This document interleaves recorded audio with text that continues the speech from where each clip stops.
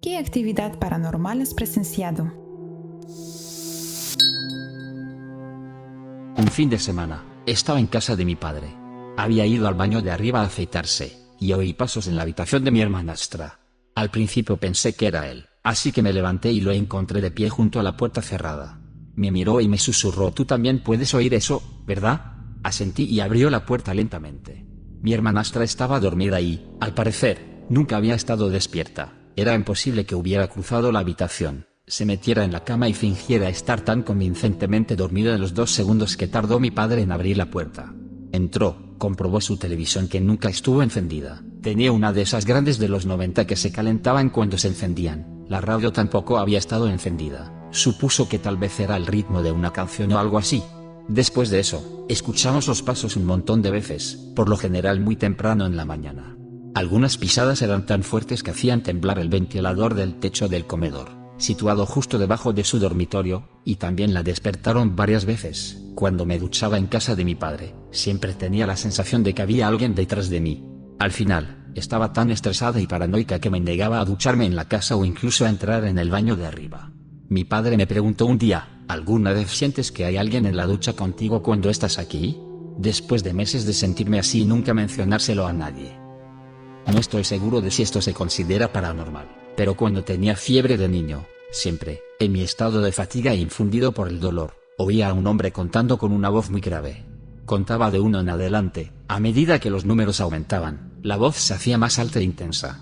Empezó a ser menos frecuente a medida que me hacía mayor y ahora ya no lo experimento. Lo había descartado como una pesadilla recurrente hasta hace poco, cuando me enteré de que mi hermana también experimentaba exactamente lo mismo cuando era más joven. No es lo más aterrador, pero me da escalofríos intentar comprender esto. Cuando tenía 3 años les conté a mis padres que mi bisabuela se me apareció en sueños, y me dijo que ya no le dolían los pies. Creo que tenía problemas debidos a la diabetes o algo así. Había muerto esa noche. Recibieron la llamada poco después de que se los contara. No es algo paranormal, pero es una coincidencia espeluznante. Qué amable fue la abuela al decirte que ya no le dolía nada en vez de decir directamente que estaba muerta. Aunque sigue siendo raro. Trabajo en un cementerio. Una noche me quedé hasta tarde para terminar un trabajo. Estaba haciendo fotos de algunas muestras de granito para tenerlas en mi teléfono y ya había cerrado. Estaba solo. Mientras sostenía el teléfono, oí que la puerta del sótano se abría, se cerraba de golpe y unos pasos bajaban las escaleras. Me quedé helado. Pensé que seguro alguien había entrado. Llamé para ver si era alguien de mantenimiento. No respondieron. Me asusté porque si no eran ellos alguien había entrado. Me quedé un rato escuchando y volví a llamar. Nada. Por fin me atreví a mirar. No había nadie. Me asomé al sótano. Vacío. Todas las puertas seguían cerradas. ¿Qué clase de cementerio súper malvado y tenebroso tiene un sótano? Los malvados cementerios propiedad de corporaciones. ¡Wow! No creo en la actividad paranormal, pero la casa de mis abuelos es considerada por muchos como extremadamente embrujada. Es parte de un tour de casas embrujadas en el área de Los Ángeles, y según la leyenda fue parte de la inspiración para American Horror Story. Hay montones de historias, pero la que yo misma experimenté fue cuando vivía allí de niña. Yo tenía unos 6 años y mi hermana mayor 12 y compartíamos habitación. Mi madre había decorado nuestra mesita de noche con un teléfono antiguo que no funcionaba y no estaba enchufado. Mi hermana y yo estábamos dormidas y, por alguna razón, las dos nos despertamos al mismo tiempo, y nos miramos la una a la otra. Recuerdo que sentí un gran temor. Entonces sonó el teléfono entre nosotras.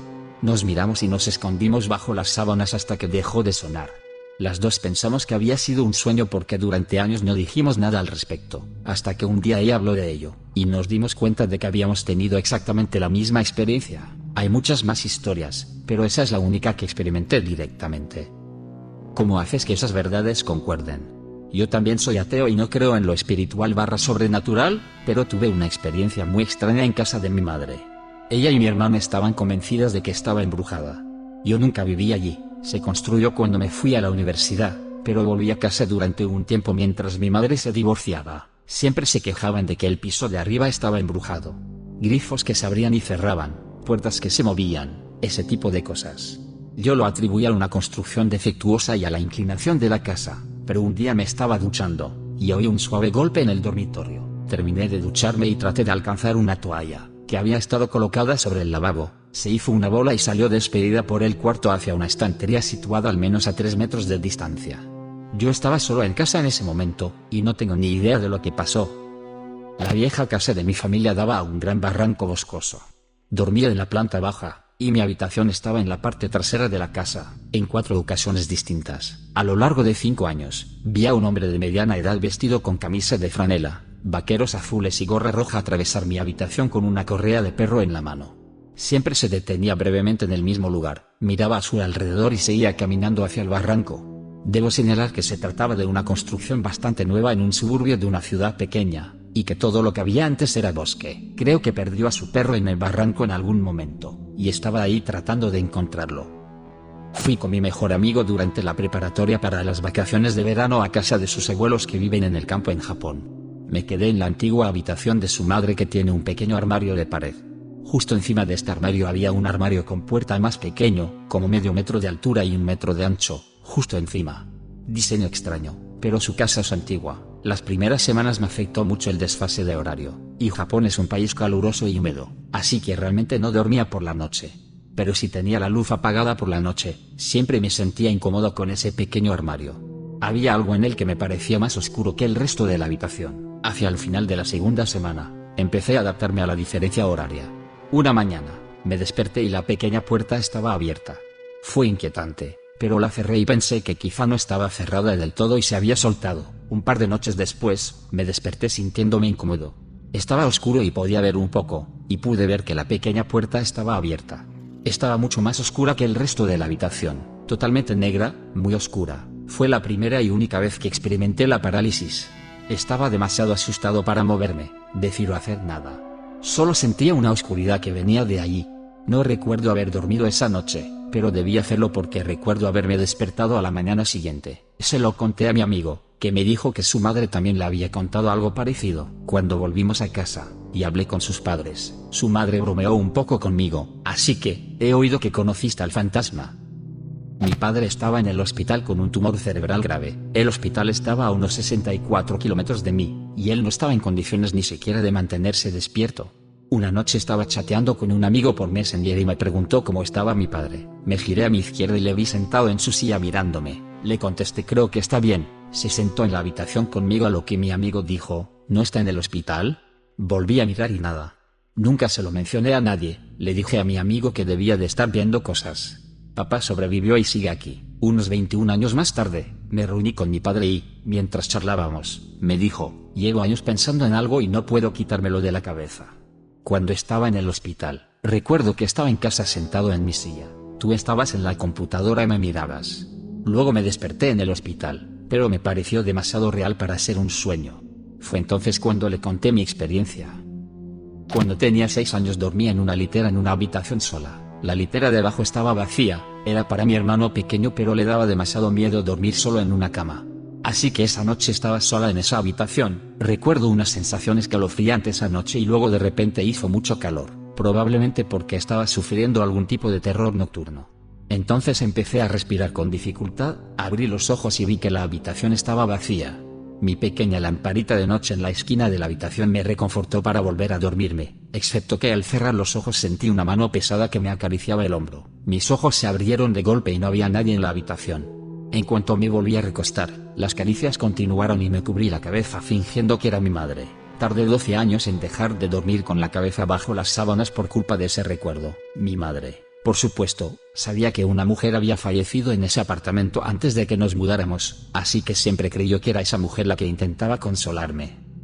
Mis padres habían volado a Houston cuando yo tenía 11 años para ver a un especialista por el linfoma de mi padre.